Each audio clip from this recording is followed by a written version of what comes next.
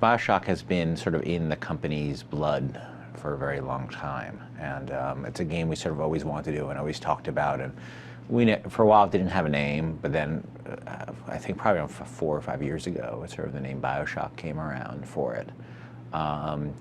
And we always had a bunch of design principles that were pretty firm, that it was a game that was going to take first-person shooting in a different direction, build upon principles of games we had done before, like System Shock 2, but really then take a different tack with that, where that game was very sort of under the hood, numbery and RPG statty, to really say let's work on world simulation and immersion and AI, and build up player choice through things he can see in the world rather than numbers that are working under the hood. You know, we really started with this idea of, well, let's make a game like Shock 2, but make it our own, make it different. And, you know, we didn't really have a story or anything like that. All we had this idea for what kind of gameplay we wanted. So this kind of emergent world, a sandbox world, and we just wanted to build out from there. When it first started out, it was set in different times. You know, it's gone from everything from modern day to the far future,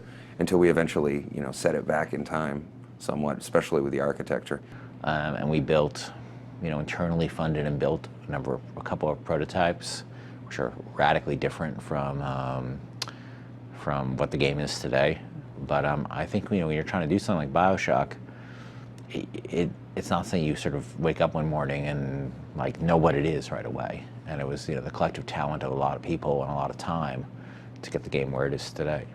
We did a demo early on, probably 2003, that I wish we could find it. It was on Xbox One, and it was, you know, it was still underwater, but it looked a lot like a space station, and everything was really clean and Star Trek-y, and the monsters were of like the Scooby-Doo variety. It was all over the place as far as aesthetics. The story evolved a lot over time. Like originally, you know, once we had this notion of that there was a genetic engineering experimentation going on in the world, we started thinking, what would that do? We started thinking, what would that do to this culture? And originally, we had this notion that the city was run by a series of what we called savants. We started out with this concept of savants that were like these genetically engineered characters that went so far they became sort of like brains in a jar kind of thing, and you were originally going to defeat a different savant on every level as you progress through the game, and it just, there were too many characters, they didn't make any sense, and it got really out of control, so we sort of pulled back from some of those ideas. Plus interacting with a guy in a jar isn't Yeah, really it was like, how are you going to have a boss fight with a guy in a jar? It was just a stupid idea, ultimately. You know, we had this 212-page design document laying out how every single thing in the game would work, from the controller mapping down to, you know, all the scripting components for the designers. And I mean, the programming team did an amazing job, and we got all of that stuff done. But it just wasn't helping us create the experience we wanted to make. So we all had to come step back from that and say, well, you know, what went wrong? And so that was a low point. But it was very good in a way, in that it made us realize that I think we were designing in our heads and then just throwing it over the fence.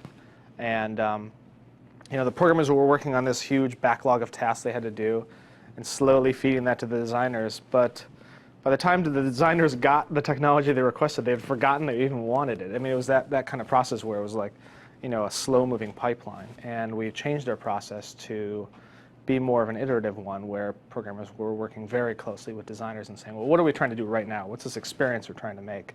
How do we do that? What is the, you know, minimal set of tech we need to make that happen? And, you know, let's get it done and try it really quick. And so we took that low point and kind of turned it into, I think it became kind of a turning point for the project. So that was very good. The original design was like way heavier into RPG type things as well. We had prerequisites on everything. You couldn't hack this unless you had that. You couldn't shoot this unless you found that. Like, there was all kinds of stuff. Really. It was, yeah, and it was, as we started getting these systems working, we were just like, gamers have to do way too much to get to the cool, fun stuff in this game. So we just started stripping all of that away, and it got more and more at its heart. The heart of the shooter kept bubbling more and more to the top. E3 was great for us. That was, I think, the first point where the team I mean, one of the great things about working on games is that you work together as a team, and you go through these like crunches where you're all driving towards this huge deadline. And contrasting that with the original Vision demo that we did, E3 was an experience where like we got done and we said, yeah, like this really is showing us that we can make our vision a reality. So that was a huge motivating force for the team. Everybody's really excited, and of course, like we didn't expect to get all the great press that we got. So that was really gratifying and rewarding. And we looked at all these cool systems we had and all the weapons and the plasmas. We said, well, if we took all this stuff and like really focused on a shooter, we could have the deepest shooter like pretty much ever. And we didn't want to miss on that opportunity. You know, the E3 demo was kind of showing you the mood of BioShock and the world and the art direction. And for Barcelona, we wanted to show people, well, all right, well, we've shown you how kind of creepy and different this game is and why it's interesting visually and conceptually. Now let's show you why it's going to be an amazing shooter. And that was great. Basically, you know, took all the little bits of the game that happen emergently and threw them all into one demo so you can see like what happens when all hell breaks loose in this game. What we did with that, we had this huge chunk of a level and sort of all these things sort of sprawling around, and then Ken came in one day and he was like, okay, here's the theme of the demo. The theme is hunting the big daddy. I want to know that we're starting here and our goal is this and we do these things on our way and then we get there and we have the climax. And it's the combination of him having that vision and us knowing how much we have to throw at it that makes a presentation for the fans. It says, like, look, we're just telling you a little story. This is how to understand our game. And actually, after that demo, when we realized how amazing that experience was, Ken came up to me and he said, well, you know, the Exo 6 demo where you're fighting, you know, you have two security bots and they're fighting this giant protector who's on fire, and there's a gatherer and there's this guy throwing grenades off the balcony at you and you're shooting machine guns and stuff's exploding. He says, you know, it's amazing. I'm glad we pulled that off. Now, I want the game to be like that all the time. And I looked at him and I was like, I don't know if we can do that. You know, because that was a very small level in the game. And so coming off that high point in Barcelona, heading downward, realizing we had to make the whole game like that, that took some adjusting. But then we actually started pulling it off, which is great. You know, our tech team in Australia has been just optimizing. And just when we think we've squeezed the last ounce of power out of the PC or the console, like they find another way to improve it. And the game is actually like that all the time now. You're constantly having these massive battles, all kinds of crazy stuff going on. And it's great to see that. I mean, comparing it with games I've played in the past and worked on in the past, the current game is just so much more dense and chaotic, and at the same time still very creepy and lonely and dystopian. So I think we kind of achieved our vision, and hopefully people will like the game.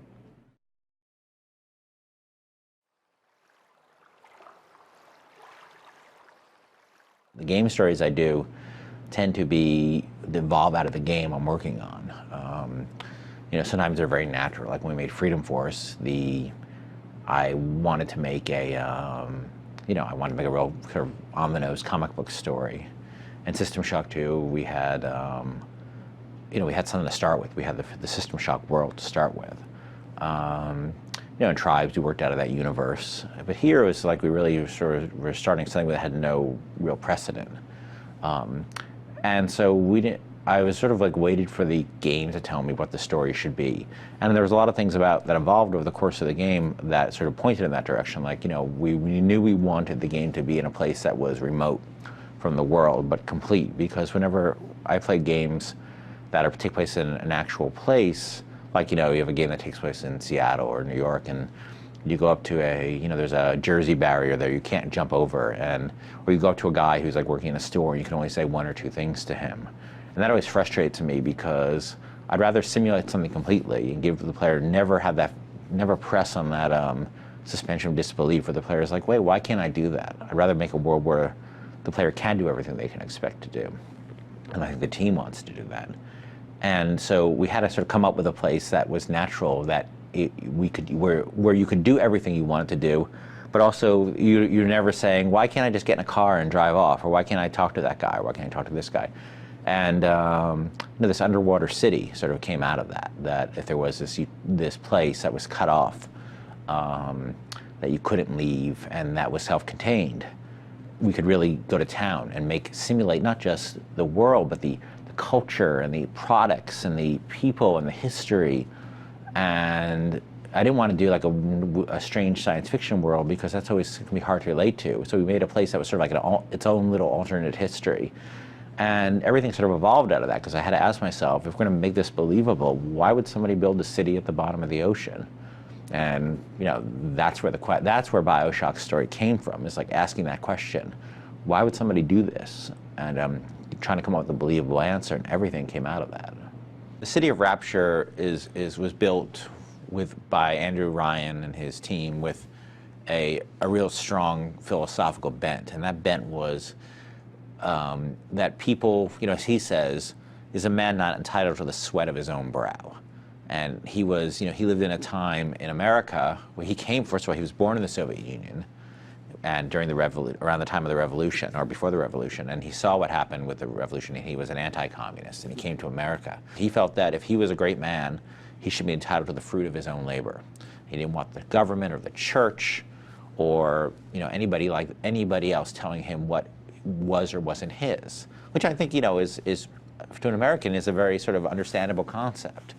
And he felt so strongly about this that he felt he couldn't stay in America, especially with the coming threat of nuclear war, with the new nuclear weapons after World War II. And he wanted to take what he considered the best and the brightest people to a place where they could practice their craft, whatever their craft was: artist, scientist, industrialist, and do it without another person's hand in their pocket. And that's why he created Rapture. In BioShock, the Civil War happens because of very natural things: greed, sex, jealousy, power, all the things that screw up everything in reality, but also the things that drive us all are the very things that cause the Civil War in Rapture. The great thing I think about BioShock, from where I'm sitting as a writer, is that nobody's perfect. Like, there are no paragons. There is no Gandalf. There is no Ben Kenobi. All the characters you encounter, Tenenbaum and Atlas and Ryan, and the people you hear about like Fontaine, and the people you hear about in their audio diaries and you encounter, everybody is flawed in substantial ways. And you're sort of put in this position with all these moral choices of like, who am I going to listen to? And there's no black hats and white hats, and everybody's had a sort of a dark gray. Well, the diaries are a great way of telling the story, though we have to assume that not everybody's going to listen to all those, because these are people playing a first-person shooter. There's going to be a contingent of people who really care about that, and we really support them. The story is really detailed and rich. And there's an incredible amount of detail. You can put the whole history of Rapture together from those audio diaries. We very carefully wrote them and chose them. There's just listening to the world, listening to the public service announcements as you walk around the world, various advertisements from the world, just seeing the vending machines, watching the Big Daddy and Little Sister interact, seeing these sort of ghostly scenes that you come across, and you find out why there are ghosts in Rapture. There's a dozen storytelling mediums in the game, and they're all really rich, and they're all designed that even the person who's playing it the most casual way is going to get a sense of what's happening here.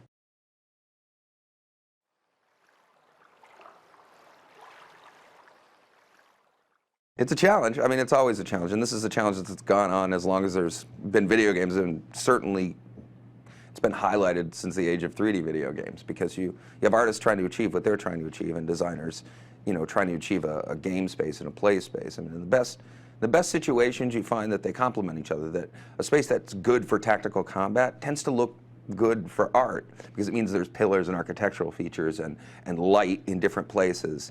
So when those things happen, it's great. Other areas we will thrash out right till the very end, trying to get them right, trying to get concordance between design and art. And there's shouting, and eventually, we get every space to where it needs to be. Well, the compromise comes, when design roughs in a space, and they require the player, for example, work its way up the scaffolding or these fallen columns. But the space, the narrative of the space is a subway station, and sometimes that doesn't make sense for the type of space you're trying to create. So there's this back and forth. It's fun. It's challenging. So you change the gameplay, you change the space, and meet in the middle. You just rip out all their stuff. And they just ignore everything they have to say. I think on the first vision demo that we did, which was, it's something we do to like shake out both how the gameplay is going to play out and an early pass on what the art's going to feel like. That treatment was really dry. It was period. The technology of that era was there. It was very 1940s. Anywhere from the 30s to the 60s in technology. It still used early aviation technology and railroad technology, but it was a very flat interpretation of it. It sort of looked like the New York City underground. The tunnels there in the era they were built, and there was really no attempt to go much beyond that then. And I think when we came out of that, we all agreed it was too dry, too brown, and flat. It was also more of what you would have expected from an undersea base. Yeah, it was. I think that we came into it with the idea of, well, how can we actually make this work? How would it be practical? It just came out looking way too practical. Yes, they would build everything with concrete and tiles, but that ended up being really stale. It looked like every level was going to sort of feel like that. So from there, we had to turn, and we did a few early attempts at this. One of the first was the train station, which still exists sort of in the game and welcome as the Kashmir restaurant. And that was the first time we started using things like carpeting, parquet floors, like decorative pillars instead of practical, poured concrete. And then we introduced the advertising and a lot of decorative elements, and we knew we were much more on the right track there. The first thing that we had to get our head around was Art Deco, and a few of the guys have a bit of a background in that. I was the person who slept through art history, so I can spot it. It took me a while to separate Nouveau from Deco and then pass that on to some of the other junior artists who were really coming up to speed with that, but that was the first real problem we had to solve. From there, concepting spaces, trying to work with design on coming up with cool things, cool landmarks for the player to see, getting those nailed down, crying a lot when you slave over ideas like that and it gets cut. Those are just a few of the huge problems we've had to solve. That was one of those things that just sort of materialized as we were trying different art styles and things like that to try to avoid really video gamey spaces. That was one of the things we went with. So I'll tell you, it's a fantastic way to get art direction props because what game is set in a time period like that. It's usually just some sci-fi gray-brown world. Yeah. And so we had the opportunity to pick and choose, from objects and architecture that did exist and really just mold it into new things and sort of blow it out of proportion to even the simplest little things. And I think the first exteriors I remember that we did were much more functional looking, of course. Like they looked like, I remember thinking about, and I did some early visualizations of, well, if you have a building on the seafloor and there's, the seafloor is constantly moving, how do you balance that building? And, eventually we threw all that stuff out and decided that, it's a much bigger impression to really see the city that sort of just sunk. It looks just like a city, and it played into the fact that Rapture was sort of a terrible idea in the first place. It never could have possibly worked, and that hubris and that vanity that they thought it could work. It played better to see an entire city. It needed to look a little preposterous and ridiculous, but also beautiful. And it's easier, I think, for the player to identify with that time period and with what we were intending to say about this being a city, rather than it being like these domes on the seafloor. We would do walkthroughs of the level and try to hit key points that make the player feel they're constantly underwater, whether that's a leak in the ceiling that's depositing water on the floor.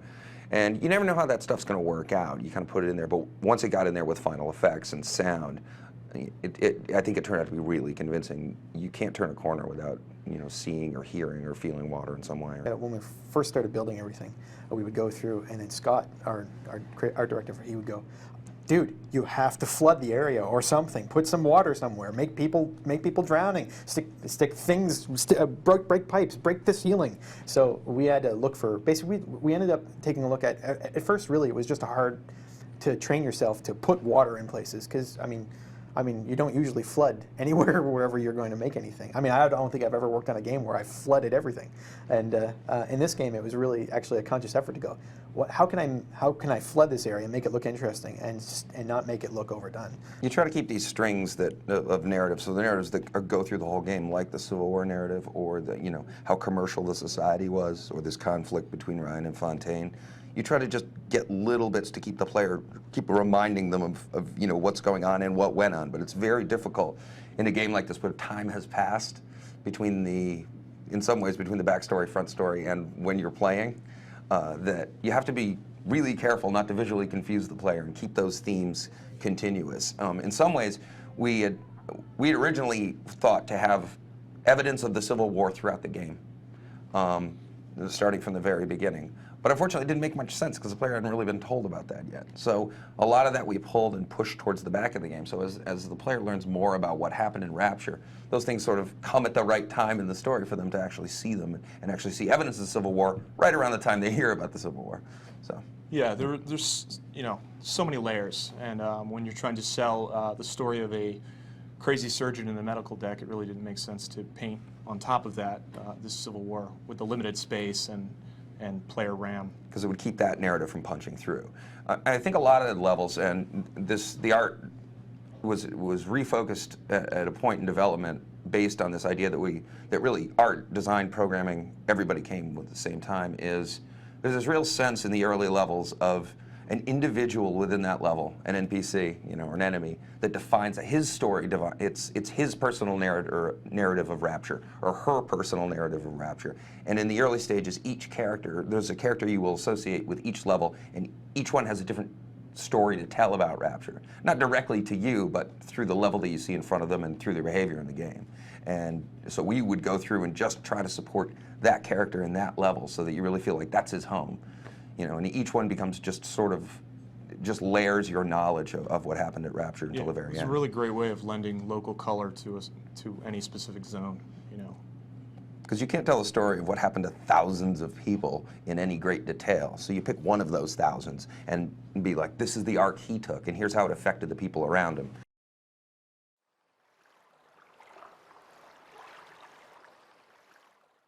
Of the characters in the game, the Protector is probably the one that has changed the least. That concept of guys in diving suits being these big, tough Protector type guys has pretty much stayed with us the whole time. He was the one thing that stayed, that was persistent through the whole development process. Once we really started and sat down and started doing concepts, he was what he would look like entirely changed over a period of a few months. The very first drawing I did was a guy in a dive suit, and we knew we wanted those guys in. But the actual details of what that would be for the Big Daddies did change, but we always knew we wanted a guy in a dive suit. We originally had 4 Protectors, and we had to, we made one cut, and then we made another cut, and we're down to 2. And we had put in a lot of work to one of the Protectors that, in the end, we realized that if we wanted to have the polish time for the 2 main Protectors, that we would have to cut this one that we called the Slow Pro. The Slow Pro, It's the heavy artillery. yeah, he's basically the tank. The Slow Pro was his full name. Again, we have the dumbest names, I apologize, but Slow Pro is Slow Protector effed up melee. Nice. Man, it's for the kids, If Nate was in here right now, he'd be crying. It's his favorite concept. One of them got cut, which I'm not happy about. Yeah, he was cool. That was maybe my favorite one. Yeah. It's still not clear to me why I got cut. Probably just to hurt me. Originally, we had the whole ecology system, and the gatherers were actually not girls. They were these slugs, these little slugs that flew around, and if you got near them, they'd roll up and start clicking, and that's when the Protector would come in and attack you. And we had the full animation for those guys were working fine, and you step back and it's like we want to build this relationship between the Protectors and the gatherers, and nobody cares about a slug. It wasn't really much of a choice to whether or not you wanted to harvest them or not. It was just like, that's an ugly sea slug. I want to kill that little. Yeah. It was like you just wanted to stomp on them. Yeah. They were really nasty, and they just looked like things you squished. But it took us like a long time to find a gatherer that we liked. Yeah. Like we went through, we started getting concepts from everyone internally was working on it, and we even had outsourcing concept artists like throwing their ideas into the mix. You got to dig some of those up. Remember the little squirrely Yeah, guy there was that this little. like- There was one that was like this little like gerbil man. There were crabs. There were, you know, going with the whole underwater theme. There was a consideration they might be monkeys at one point, which that idea didn't last long.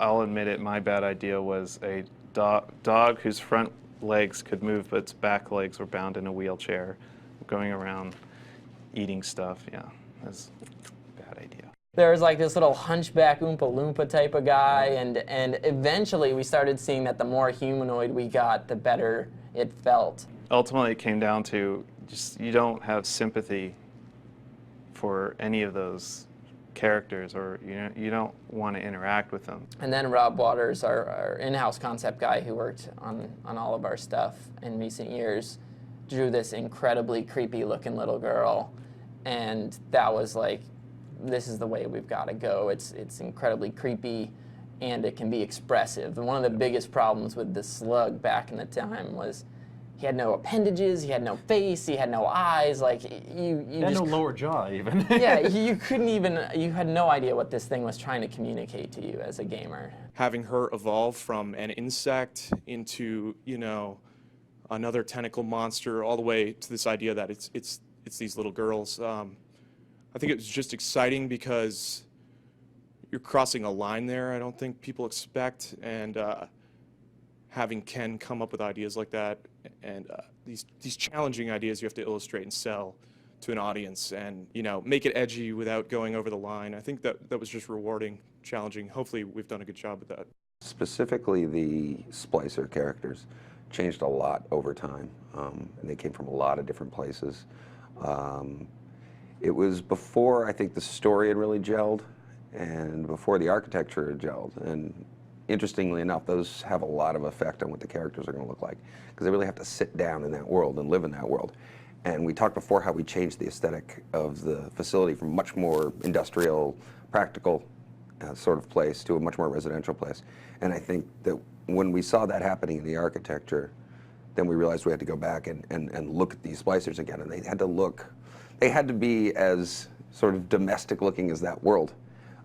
So they, you know, some of the original passes, you'll see monsters that, you know, are very monstrous. And that was one angle that we were thinking about, that there are genetic distortions and how maybe they even specifically mutated themselves to be able to use certain weapons better, or, you know, like things like arms would go away because they didn't need that arm. They had such a specific duty that they'd created for themselves. And then again, as we moved away from that, we basically went back to square one, and then Rob took over. And we came up with pretty much the splicers you see now. A lot of the distortions in the faces came from, actually Ken had found this thing online, and it was called Project Facade, Yeah. which was, it's terrifying. It basically was some of the early attempts at sort of plastic and reconstructive surgery to treat soldiers at the end of World War I.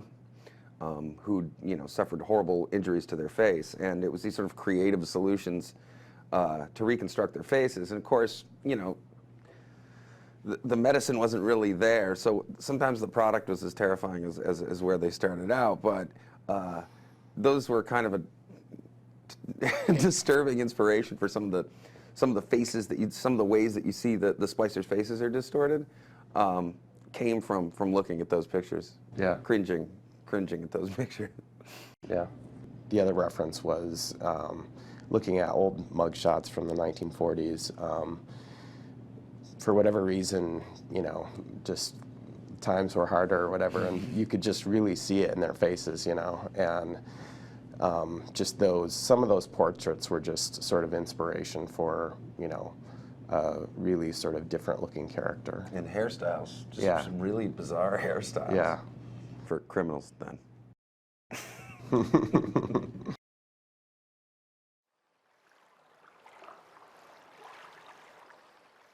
On the technology side, as far as graphics goes, a giant leap from our past projects in terms of capabilities of our renderer, the tool sets available to our artists. I mean, in the last game we did, SWAT 4, was basically, you know, here's a couple things you can do. I hope our artists are good because that's all they have. And on this game we had, you know, I knew things were different when I came into this project, and we hired a new effects artist, Stephen Alexander, who's doing an amazing job. And we hired him a couple weeks after we hired him.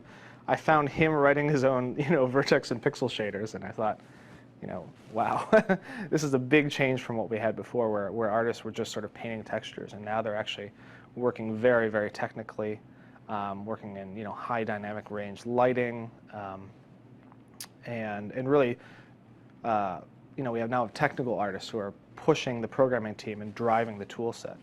And with this current generation of technology, we're actually able to do a lot of this stuff because it's actually really easy to create new effects. And the hardest part is really making them fit consistently in with the rest of the pipeline. So that's been a big challenge, is to create these beautiful new graphical effects, like all the water that you'll see in the game, you know, all the beautiful lighting effects, all the dynamic shadows, and getting all of those are easy to generate on their own, but they're very difficult to make them work consistently within the rest of the game. And that's necessitated another huge effort and very careful planning and a heck of a lot of luck. I mean, we have an amazing team in Australia who are doing, you know, just focusing on the core technology that lets us build the game.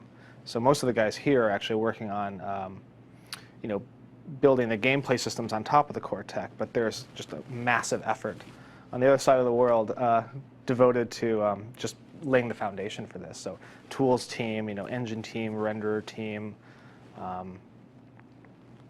There's lots more. I just can't remember them all. But yeah, so there's been a lot of effort gone into the tools just to allow people to create the kinds of experiences that we're creating now. So giving the designers the ability to do complicated scripting, building this huge AI system, which just allows the player to do basically anything he wants, has been a massive challenge. And I'm sure John Abercrombie, our AI programmer, our lead AI programmer, will talk a little bit about that. We have our own behavior system that we've used before, and we were able to bring that over from a previous project and reuse it and extend some functionality of that. And basically, it allows us to, you know, encapsulate behaviors and have them be hierarchical and interrupt each other and those sorts of things. And it's called Tyrion. And because we had worked with the system before, we had a lot of experience with it, and we could, you know, we knew, we had knowledge of how to use it well. And it allowed both us and the other programmers who had used it before to really do a lot more than we had, and prototype quicker and get things done faster than had we not had it, had we used stock Unreal. I think there's two big things for me that I spent time on. One was the interactions between the big daddies and little sisters, and we spent a lot of time like prototyping different behaviors and deciding which ones to go further with. And that was a lot of more time was spent doing that up front than later on. And the other thing is getting the Splicers' attack behaviors correct, figuring out how they were going to fight to start with, and then building upon that and coming up with ideas that they could do things to make them more interesting. And certainly, I think those two would be the biggest things that I worked on. On the animation side of things, we actually haven't taken what Unreal 3 provides. We're built on top of Havoc's animation SDK, which provides the groundwork for doing things like inverse kinematics and animation blending, animation playback, all sorts of good things.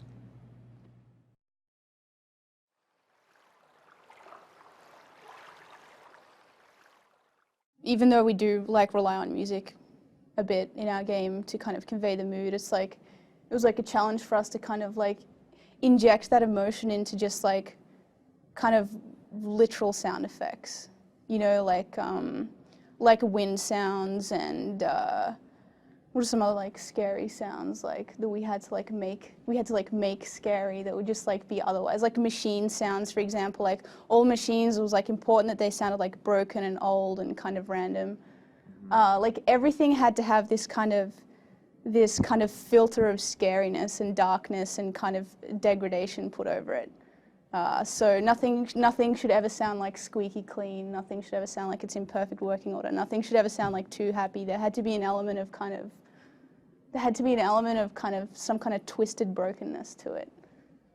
A lot of the machine VO, for example, like we had to like pitch shift it so it was going like really fast and then like really slow, and then we'd like break it up into like lots of different little sections. So yeah, so it just kind of sounded broken and weird, and would kind of creep people out. Like not everything's normal. We would sample the composer Gary Scheinman sort of frequently, and just take sort of sections of string sounds and set them maybe like a semitone apart to just like create tension in the players. Are walking around the world, they might just hear a sting that might just sort of invoke some sort of emotion out of them. So everything from literal sound effects to machines to getting creative with music just creates this really frightening atmosphere. Actually, like a lot of our inspiration kind of came from System Shock 2, which is just like, System Shock 2 had that really cool thing of the ambience was just so ominous and pressing all the time. It was like relentless. It was like this like psychological button that you'd just be like, okay, I'm afraid now. And there's no music or anything, just be this like unrelenting drone, you know?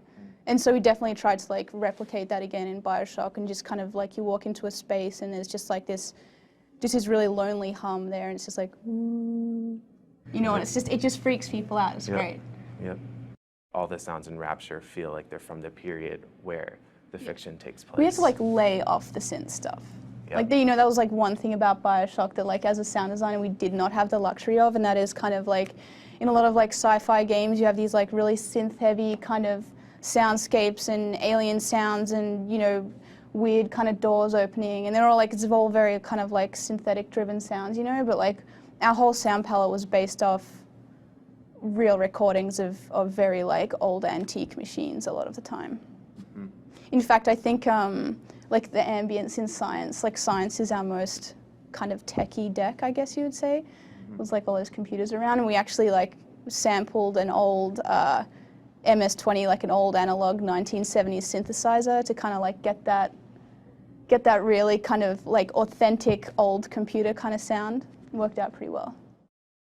Our soundtrack is incredible, and it was composed by a guy called Gary Scheinman, and he was just like really into kind of the music direction for BioShock was this early 20th century like avant-garde kind of experimental orchestral stuff, which is a tough direction to nail. And I knew like Gary Scheinman was the guy for it, because anytime like he would like send me his own personal listening collection, the stuff he'd send me would just be this like, you know, completely weird avant-garde orchestral stuff. So it was like he was the guy for the job. So our score for BioShock is like, I don't know, I consider myself a fairly comprehensive gamer, and I've never like heard anything like it. So yeah, and also we had like a live orchestra, like a lot of the guys from the LA Philharmonic are kind of playing, you can hear them playing in the background. We have like a really, really amazing like virtuoso violinist who plays all our main parts, which is incredible. Because we really wanted to get, and actually like when we recorded the orchestral stuff, we really wanted to get like the sound of, you know, humans, like turning pages, you know, like moving their fingers on the violin strings. Like it was very important that this didn't sound like a modern Hollywood score at all. It was very important, it sounded more like a very old recording of, you know, of humans playing music. And that was definitely the direction for BioShock. Like even mistakes got like left in, whereas otherwise, you know, in like scores, you know, in other scores for games that kind of like are big budget, you know, they have that very spiffy kind of feel to them. But yeah, we definitely wanted everything to just be completely human. The process of voice recording was something that started out, I think we underestimated the scope of the amount of voice recording we have to do for the game. Because I've done a lot of games before, and somehow BioShock just got huge in this regard. And the amount of time writing, the amount of time recording, the amount of time casting and recasting was giant. It ended up being a huge project, and we had recorded in LA, recorded in Boston, and we recorded in New York. And so it was just kind of recorded all over the place, and I don't know, it was probably 40 or 50 different sessions. Like, it was just huge. It's not all right, Marine, let's do this and that. The sort of standard things you see in video games. There was really such a broad range of characters, and making sure that they were not too either too sort of not projecting their personalities enough or cartoonish, and finding that space between those two things was really challenging in a game like BioShock, because it has to be believable. That's the whole thing about this world. It's like this fantastical world where people have to believe in it. And you have guys like Sandra Cohen who are, they're out there, but you have to believe this guy could actually exist. And you have guys like Steinman, you have to believe it exists, these crazy people. And then, Ryan and Atlas and Tenenbaum, the Little Sisters, those are all really tough characters to get, because they're really big personalities, and all you have is their voice. It's like radio. You don't have the actor's face. And if we had these actors' faces, it would have been so much easier, because they're all very capable actors. You don't have makeup. And you have these guys. At the end of the day, in the game, are sort of these these sort of animated puppets, and making those guys be space marines or aliens is usually easy. That's believable. But making them sort of emote and when you see Sandra Cohen, that you believe it's the guy who's been talking to you, that's tough, and to line all those things up.